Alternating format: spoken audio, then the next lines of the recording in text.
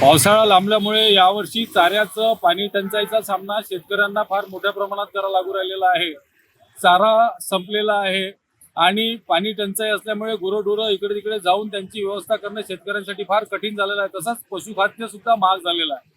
त्यानंतर शेतीचा जो आम्ही आता कॉटन, सोयाबीन, तुरी यांची जी लावण करतो, ती लावण आता लांबल्यामुळे किंवा पुढे गेल्यामुळे येणाऱ्या जे पीक आहे आमचं गहू, चना, जे आम्ही दुसरा हंगामाचं पीक आहे ते सुद्धा लेट जाणार आहे आणि ते येणाऱ्या शेतकऱ्यांसाठी अतिशय घातक हा पाऊस या वर्षाचा ठरणार आहे। हा पाऊस जर लवकर या महिन्यात आलेला नाही तर महाराष्ट्रात जिकडे तिकडे चौफेर दुष्काळाची परिस्थिती निर्माण होईल आणि या दुष्काळाच्या परिस्थितीमुळे शेतकरी हा संपूर्णपणे संपून जाईल असे चित्र या हवामानामुळे दिसून येत आहे।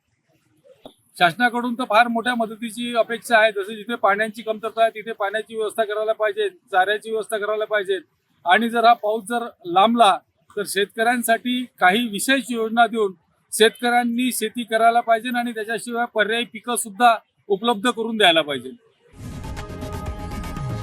लोकशाही मराठी ऐका, पहा, जागरूक रहा।